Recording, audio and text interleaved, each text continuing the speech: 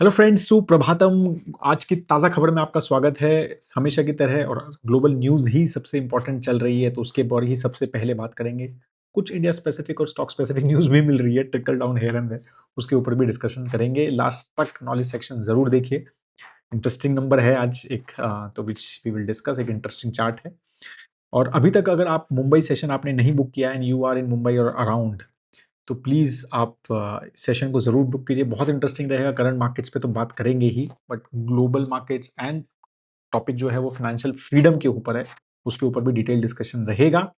Parimal and I will be there. We will have 28 March को है, we will इस morning session है, तो we will have lunch as well together. तो please do attend the session. Andheri के आसपास रहेगा and few seats are remaining on that. Start करते हैं। जैसे मैंने कहा ग्लोबल न्यूज़ से, तो सबसे पहले फेडरल रिजर्व का इंटरेस्ट रेट का अगर डिसीजन आया एंड एक्सपेक्टेड लाइंस पे उसमें कोई चेंजेस नहीं है, राइट। 3.5 टू 3.75% की जो रेंज थी लास्ट में, वो भी वही मेंटेन करके रखी है। और उससे पहले तो this is second pause basically of federal reserve का, जो कि यूएस का सेंट्रल बैंक है। अ, तो अभी भी लेकिन प्रोजेक्शन है कि 2026 में एक रेट कट होगा। That's what the projection is currently still. ठीक है, बट उन्होंने बताया है कि भाई इन्फ्लेशन जो है वो थोड़ा ज़्यादा है, मतलब PC inflation which they majorly go with 2.7% है।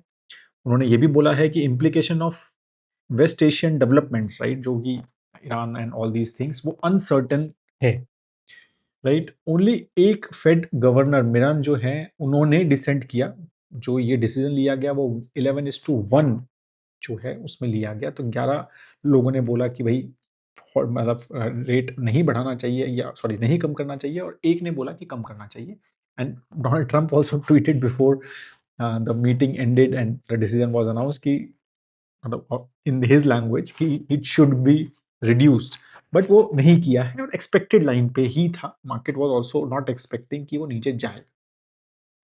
ठीक है, तो इसमें तो कुछ market, I don't think there was any shocker from the market perspective. तो मेजर शॉक चल रहा है वो है ऑयल में। और again we are consistently discussing about it, और वही सबसे बड़ा, मतलब मेरे को ऐसा लगता है कि ये जो हम मॉर्निंग की वीडियो बना रही है वो 3 बार ऑयल बोल दो तो खत्म हो जाएगा। राइट, तो ऑयल ही सबसे बड़ी न्यूज है। तो कल जो है वो ऑलमोस्ट $110 टच हो गया।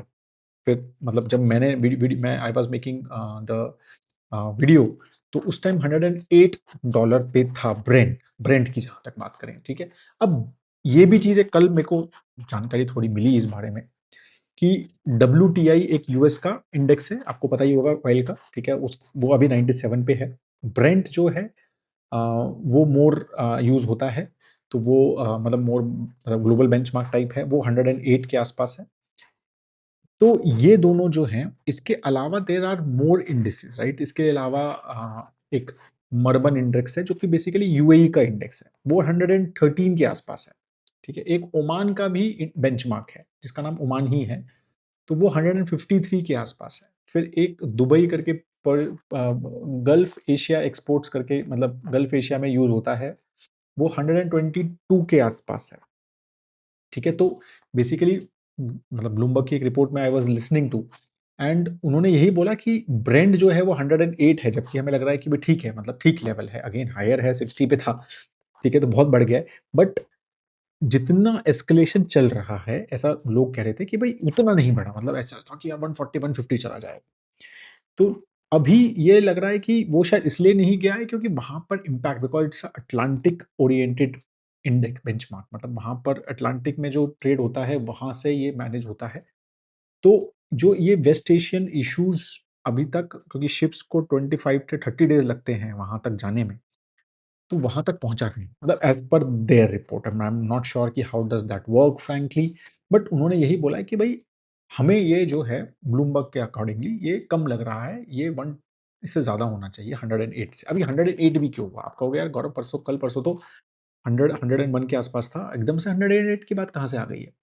108 क्यों हुआ है, क्योंकि कल इसराइल ने अ, ईरान की एक ऑयल फैसिलिटी के ऊपर, जो सबसे बड़ी ऑयल फैसिलिटी है, ठीक है, वर्ल्ड की सबसे बड़ी लार्जेस्ट गैस फील्ड है, उस पे अटैक किया। वहां पर काफी एक्सप्लोजन हुए, राइट? और वो मतलब इट इज़ सेड कि Iran and even Qatar has some stake in it. ठीक है? तो उसके बाद बेसिकली ये चीज़ें शुरू हुई हैं। फिर ईरान ने ऑफ कोर्स मतलब धमकी टाइप्स दी है कि हम गल्फ एनर्जी एसेट्स को अटैक करेंगे, ठीक है? And there were few attacks in Saudi as well when I was making a video before that. तो मतलब I don't know if hear it exactly, but ये सब चीज़ें चल रही हैं and that's why crude oil एकदम से वो 101, 102 के चल रहा था, वो 110 टच कर गया, फिर 108 के आसपास जब मैंने वीडियो बनाया तो चल रहा। So that is the biggest risk again in the market and for Indian market as well. लेकिन मैं बार-बार आप सबको यही बोलता हूँ कि सी गवर्नमेंट इस क्रूड ऑयल प्राइसेस नहीं बढ़ा रही है। इसका मतलब ये नहीं है कि इसका कोई इम्पैक्ट नहीं है इंडिया पे, राइट? क्रूड ऑयल प्राइसेस नहीं बढ़ा रही है, इसका मतलब ये है हाँ, कोई एक शॉर्ट टर्म में इन्फ्लेशन का इम्पैक्ट शायद हमारे ऊपर नहीं रहेगा, because crude oil prices directly वो इन्फ्लेशन में कन्वर्ट हो जाएँगे अगर बढ़ते हैं तो।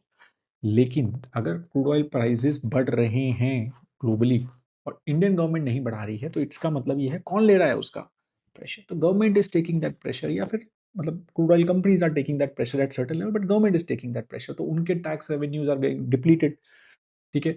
और इंडिया का इम्पोर्ट बिल बढ़ रहा है। तो ये सारी चीज़ें फैक्टर हमें समझने हैं। तो हमारा फिस्कल डेफिसिट हमारा, कल परिमल ने वीडियो भी बनाया था 3 biggest risk in Indian markets currently, तो वो भी हमें देखना चाहिए, you should watch that video. But ये सारी जो रिस्क हैं, ये हमें समझनी बहुत ज़रूरी है। तो इंडिया के ऊपर definitely high crude oil prices का बिग नेगेटिव इम्पैक्ट है।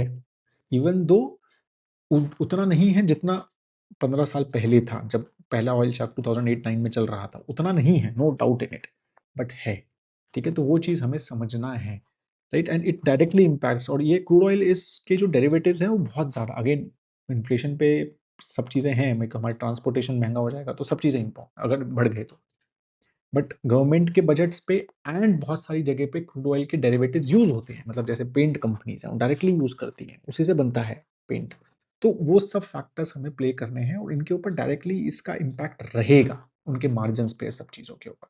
We have to understand all these things, और यही चीज़ ग्लोबली भी है। Again this is not just India specific, globally भी लोग जो है इसी प्राइसेस पे इंपोर्ट करते हैं, तो उसका भी इम्पैक्ट ये ग्लोबल इन्फ्लेशन पे है। और यही जैसे मैंने बोला, यूएस फेड की चेयरमैन उन्होंने भी बोला है ना ये, कि भाई रहेगा, शॉर्ट टर्म में हमें लग रहा है कि इसका इन्फ्लेशनरी इम्पैक्ट रहेगा, जो हाई क्रूड ऑयल प्राइसेस रहे। तो वो चीज़ें हमें यहाँ पर समझनी है। एंड इसी वजह से कल यूएस मार्केट भी कम रहा, मतलब डाउ जोन्स तो 1% से ज़्यादा डाउन रहा, राइट? तो ये सब फैक्टर्स प्ले आउट हो रहे हैं, और 10 ईयर जीसेक भी 4.25 के आसपास अगेन टच हो गया है, राइट? तो ये इम्पैक्ट जो है we can see in US, in Europe and in Indian markets as well, right? तो ये सब जगह इम्पैक्ट जो है ग्लोबल मार्केट्स में हो रहा है इस चीज़ का, ठीक है? अब what is basically various things which are happening right across, ये कि अब जैसे more and more India is buying Russian oil, तो उसके ऊपर बहुत ज़्यादा न्यूज़ आ रही है कि इंडिया के मतलब अब तो ऐसा लग रहा है कि हर जो शिप है जो बेसिकली ऑयल लेके आता है, वो हर शिप ट्रैक हो रहा है, मतलब क्लोज़ली, कि कहाँ जा रहा है, किधर आ रहा है। बहुत ज़्यादा तो रशियन ऑयल डेफिनिटली इंडिया एक कुशन है इंडिया के पास, because of good relations, and we have been buying it in the bad times for Russia as well. तो वो एक फैक्टर मेरे को लगता है कि एक थोड़ा पॉजिटिव हमारे लिए प्ले आउट हो रहा है। बाकी कल ये भी न्यूज़ आई थी कि US has eased the Venezuelan oil sanctions also to boost world oil supply. तो कुछ कंपनी जो पीडीवीएसए करके वहाँ पर कंपनी है, जो काफ़ी बड़ी वहाँ की स्टेट ओन्ड ऑयल कंपनी है, तो उसको उनके ऊपर अभी भी सैंक्शंस थे, वो हटा दिए हैं। तो अब, और पहले था कि सिर्फ यूएस कंपनीज़ को ही बेच सकते हैं, अब उन्होंने ग्लोब मतलब कहीं पर भी वो बेच सकते हैं। तो वो दे आर आल्सो ट्राइंग कि भई थोड़ा-सा वो प्रेशर जो है रिलीज़ हो जाए। अच्छा, कल यूएस मार्केट गिरने का एक और रीज़न था, ठीक है? वो था कि डब्ल्यूपीआई इंडेक्स, जैसे इंडिया का डब्ल्यूपीआई इंडेक्स होता है, वहाँ पर पीपीआई इंडेक्स होता है, प्रोड्यूसर प्राइस इंडेक्स, राइट? तो वो 3.4% ऊपर हुआ। अच्छा, एक्सपेक्टेड था कि 2.9% होगा, मतलब जो मोस्टली जो आ रहा था पोलिंग में 2.9% होगा, बट 3.4% बढ़ा। और ये फरवरी का नंबर है। अभी तो इसमें ऑयल प्राइसेस ज़्यादा कुछ हुए ही नहीं है, ऑयल प्राइसेस तो मेजरली मार्च में बढ़े, ठीक है? तो इसीलिए वो भी थोड़ा एक मार्केट को कंसर्निंग लगा, भाई इन्फ्लेशन का इम्पैक्ट दिख रहा है, मतलब स्टिकी इन्फ्लेशन 3.4% पे आ गई है। 2% का टारगेट है, राइट? तो वो सब फैक्टर्स भी यहाँ पर प्ले आउट हो रहे हैं। तो we have to understand all these things in the markets, global markets पे भी इन सब चीज़ों का इम्पैक्ट होता है, ठीक है? तो ये सब हमें समझना है। अब gold is going down for 4900 पे आ गया, 2% कल गिरा है। मेजरली अगेन इन्फ्लेशन के नंबर्स लग रहे हैं कि भाई इन्फ्लेशन बढ़ जाएगा तो इंटरेस्ट रेट बढ़ जाएंगे या फिर नीचे नहीं गिरेंगे। तो gold, again typically interest rates when it goes down, liquidity रहती है तो गोल्ड बाइंग होती है। तो वो फैक्टर्स से भी है, मतलब थोड़ी लिक्विडिटी कम हो जाएगी तो people will may cell gold, is what the thought process is. ठीक है, ये रीजंस का।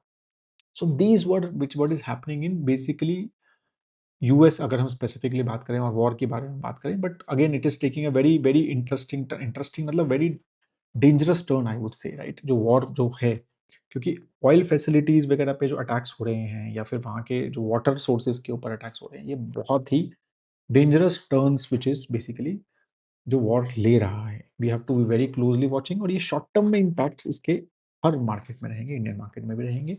आप अगर लॉन्ग टर्म इन्वेस्टर हैं, बिल्कुल मेरे को लगता है कि we have a very strong story, और वही मेरा नॉलेज सेक्शन है, उस पर भी देखेंगे।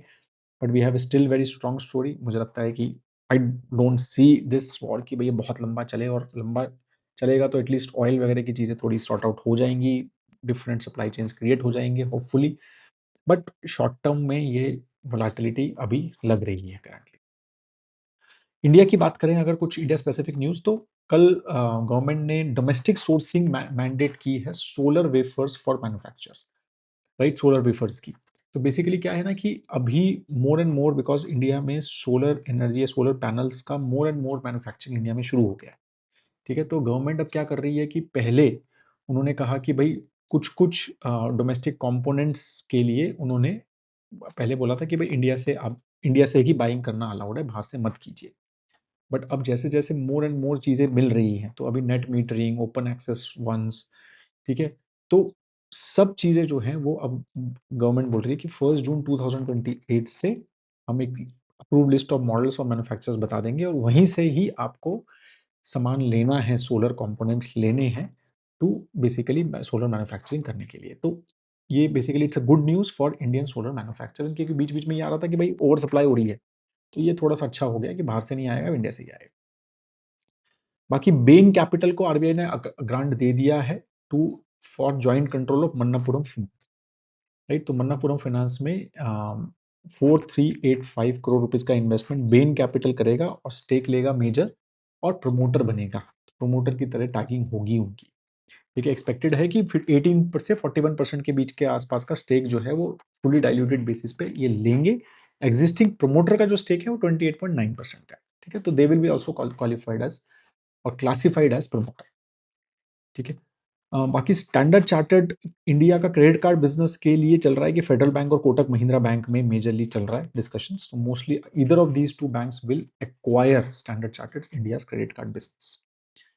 ठीक है, तो लास्ट में जब जस्ट बना रहा था या बन रहा था, तो एक और न्यूज़ देखी कि एचडीएफसी बैंक के जो चेयरमैन है, जो पार्ट टाइम चेयरमैन है अतनु चक्रवर्ती, उन्होंने रिजाइन कर दिया है, और एक थोड़ा सा खतरनाक सा लेटर लिखा है। उन्होंने कहा है कि सर्टन हैपनिंग्स, मैं एग्जैक्ट बता रहा हूँ words, certain happenings and practices with in the bank that I have observed for last 2 years are not in congruence with my personal values and ethics, and this is basis of my aforementioned decision। मतलब HDFC bank जो एक epitome माना जाता है, right, governance का, values का, ethics का, तो उसके ऊपर अब वो क्वेश्चन मार्क इन्होंने डाला है। लेट्स सी, मतलब इसके ऊपर क्या क्लैरिफिकेशन बैंक का आता है and all these things we will see today. But definitely it is a big thing, right, कि मतलब वैसे तो ये नॉन एग्जीक्यूटिव डायरेक्टर है, मतलब इंडिपेंडेंट डायरेक्टर है, and is a part time chairman, right, and तो वो भी हमें यहाँ पर समझना है, but we will have to understand it better since it's a portfolio stock, so we will be very very closely watching that what exactly this statement means on overall perspective। बाकी JP group जो है वो completely bankrupt हो गया था, तो Adani has finally secured, मतलब take over complete हो गया है उनका, और $1.7 बिलियन का जेपी। तो अब उनके पास जेपी ग्रुप का cement business, real estate business, formula one fans के लिए काफी अच्छी न्यूज है। I think hopefully the Buddh circuit पे we will see the formula one cars again, right? So these are the major news from my side, and now we will talk about the knowledge section। तो ये है मेरा, मतलब बहुत again I saw this on x and बहुत अच्छा मतलब chart लगा मुझे। थोड़े बहुत नंबर्स मैंने चेक भी किया, I have not checked all the numbers, but few numbers I have checked and I found this to be decently good. ठीक है, तो ये है बेसिकली लास्ट 10 years के सीमेंट प्रोडक्शन के बिजनेस, मतलब नंबर्स कि कितना सीमेंट प्रोडक्शन हो रहा है, कैसे ग्रो। ठीक है? और इंटरेस्टिंग जो चीज़ ये हमें समझनी है कि सीमेंट एक ऐसा चीज़ है, मतलब एक ऐसा आई वुड से सामान है, मटेरियल है, कंस्ट्रक्शन मटेरियल है जो मोस्टली वर्ल्ड में 97% वर्ल्ड में वही कंज्यूम होता है जो उसको बनाता है। तो मतलब एक्सपोर्ट इम्पोर्ट नहीं होता। कहने का मतलब ये है कि चाइना ने बनाया, चाइना ही कंज्यूम कर रहा है, इंडिया ने बनाया, इंडिया ही कंज्यूम कर रहा है। वो ज़्यादा एक्सपोर्ट इम्पोर्ट नहीं होता because it's a difficult asset to export and import, और फिर इतना महंगा नहीं है कि वो मतलब कॉस्ट ऐड हो जाए, राइट? कंस्ट्रक्शन कॉस्ट बढ़ जाती है। ठीक है, तो ये चीज़ आपको अब समझनी है कि how it is a big indicator, right? कि आपका इंफ्रा डेवलपमेंट कैसे हो रहा है, रियल एस्टेट या इंफ्रा जो भी है, मेजरली वही यूज़ हो रहा है, तो वो कैसे आपकी ग्रोथ हो रही है, क्योंकि वो उसका मेजर रॉ मटेरियल है।